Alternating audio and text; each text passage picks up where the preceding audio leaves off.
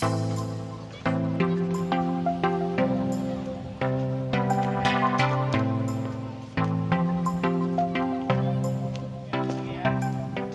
Os.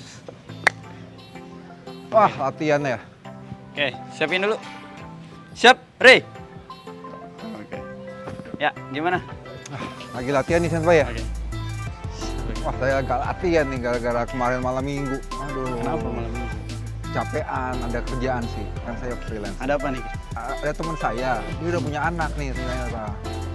Nah anaknya itu pengen belajar bela diri. Nah kira-kira nih dia pengen tanya juga nih, Kempo apa cocok gak sih buat anak-anak buat belajar bela diri? Oke, kita lihat di sini ya. Banyak anak-anak juga ya. Nanti saya jelaskan deh. Iya. Oke, saya akan suruh scan si saya dulu ya. Silakan. Ya, bentar ya.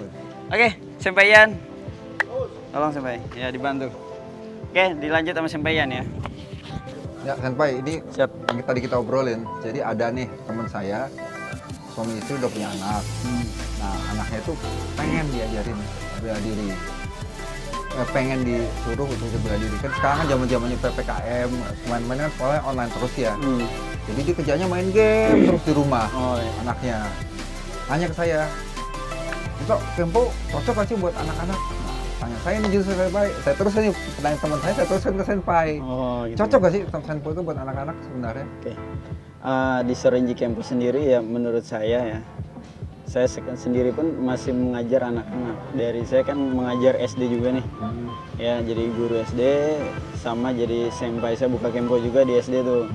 Jadi ya menurut saya sangat cocok ya karena di Sorenji Campus sendiri diadakan pertandingan untuk anak-anak pemula. Pemula itu maksudnya tingkat SD, tingkat SMP, sampai SMA. Ya itu salah satu menurut saya bagus lah buat anak-anak. Karena di Kempo sendiri pun peraturan saat di pertandingan tuh itu sangat aman lah buat anak-anak. Ya contoh kayak di Randori itu kan Pak Hector ya. Jadi di Kempo itu untuk anak-anak pemula itu dilarang. Jadi khusus orang-orang dewasa lah. Kalau nggak SMA, SMA pun itu nggak boleh ke muka. Oh gitu. Jadi menurut saya aman lah. Terus di tekniknya pun nggak begitu sulit lah buat anak-anak. Dan kembali lagi ke pelatihnya sendiri, bagaimana cara melatih anak-anak ya. Kalau dia tahu cara melatihnya dengan anak-anak harus kayak gimana, ya mungkin anak itu akan betah di klub sendiri. Oh gitu. Itu baik laki-laki baik perempuan aman? Ya aman. Kayak gitu. Nah ini kan tadi Senpai ngomong ada pertandingan. Pertandingannya itu kalau buat anak-anak kayak SD kayak gitu bener-bener tanding gebuk-gebukan gitu Senpai? Apa enggak? Oh enggak. Jadi di Kempo itu kan ada dua yang dipertandingkan, ada Randori sama Embu. Ya, kalau Randori itu ya baik biasa ya dengan lawan. Kalau Embu itu kerapian teknik. Ya. Jadi yang disarankan untuk anak-anak pemula ya, anak-anak SD lah, itu bagusnya ya teknik itu Embu itu. Jadi di Kempo sendiri ya menurut saya yang lebih ditekankan tekniknya. Jadi bukan berarti kita gebuk-gebuk jagoan, nanti kalau di Randori pun kita nggak asal, harus pakai teknik baru masuk ke poin. Nggak bisa kita asal-asal gebuk-gebuk gitu. Nggak bisa, saya jadi lama juga ikut Randori kan? Bisa ya. Jadi kalau bisa kita itu sebagai Kenshi ya, atau sebagai pelatih, kita harus melihat nih mana yang harus turun saat pertandingan, harus dilihat dulu. Jadi jangan asal turun jangan. Istilahnya untuk keamanan dia dan keamanan lawannya nanti. Nah ini kalau yang di belakang ini lagi latihan apa nih Senpai? Berpasangan gini nih anak-anak? Oh ini, jadi dalam latihan itu harus ada komitenya. Komite itu sutai. Komite sutai itu harus berpasangan. Jadi nggak bisa kita hanya latihan sendiri aja. Tetap harus ada berpasangan seperti ini karena untuk keterbiasaan si Kenshi-nya tersendiri. Supaya dia punya visualisasi terhadap lawannya kayak gimana, kayak Jadi seperti nanti itu ya. udah terbiasa dia dengan jaraknya ketika berhadapan dengan lawan, dia udah terbiasa. Ya. Jarak saya seperti apa, kemana. Nah, tapi kan gini juga Senpai, kecenderungan anak-anak yang baru belajar bela diri itu kan biasanya nanti anak-anak itu merasa so jagoan. Ada nggak sih di dalam Kempo atau Senpai sendiri yang menekankan ini bela diri ini bukan buat beranteman nih, tapi buat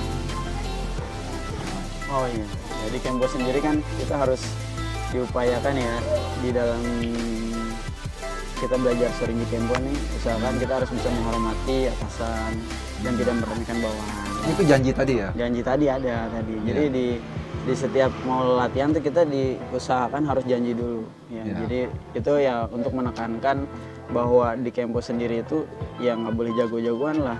Iya. Nah, pokoknya intinya kita belajar Kempo bukan berarti kita hanya belajar pukul-pukulan, tendang-tendangan, tapi kita belajar kedisiplinan. Itu di Shorinji Kempo sih lebih ditekankan disiplin. Ini namanya dojo apa nih Senpai? Ini Kalau di dojo sini? Kapja nih. Iya. Latihannya setiap hari apa nih Senpai? Jadi saya bisa lapor Oke, nih siap. buat ke Latihannya untuk sekarang sih Sabtu Minggu ya Jam? jam 4 sore, jam 16.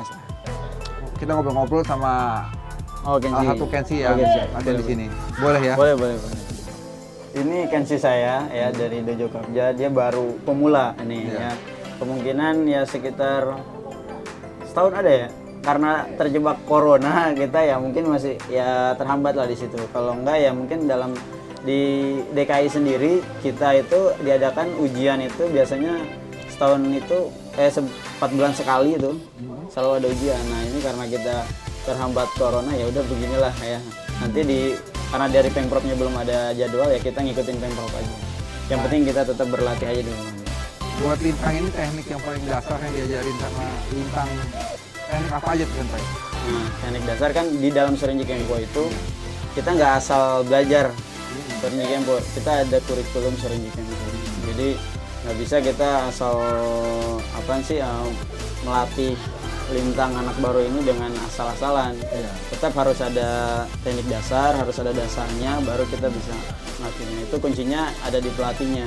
Oh. Pelatihnya harus punya nih kurikulumnya nih, karena kurikulumnya ini nggak bisa kita terjual bebas, nggak bisa. Itu ada di PB tersendiri. Itu aja. Jadi jelas ya kurikulumnya segala macam. Jelas Jadi itu di Kempo aman itu. ya. Aman. Lintang, kenapa mau ikut Kempo Lintang? Karena aku pengen kalau misalkan ada orang jahat atau yang gangguin gitu bisa ya lawan gitu, nggak weak, nggak cemen. Macam itu emang banyak juga yang motivasi kayak Oh, gitu iya. ya, Senpai ya di Banyak. teman-teman kayak gitu. Nah, tapi susah nggak sih sebenarnya? Gampang sih, soalnya diajarinya tuh pelan-pelan gitu, nggak langsung pakpuk gitu loh. Oh ya, Lintang, apa yang terasa setelah kita setahunan belajar Kempo? Perubahan apa sih yang terasa di Lintang? Apa sih, badan tuh kayak lebih luas gitu, terus lebih enak aja gitu. Lebih enak kayak gitu. Ya. Yang paling susah dari teknik Kempo ada? Ada. Apa Nggak itu? ada sih. Nggak ada. Nggak ada. Jadi udah jago nih ya. Ya intinya kita sebagai pelatih ngasih juga nggak bro-broan langsung ya kan. Oh, bertahap. Tetap bertahap ya di jurus-jurusnya itu pun ada terus berkesinambungan gitu, berkelanjutan. Jadi saya mengajarkan ini nanti tahap 2-nya dia ada lanjutan-lanjutan.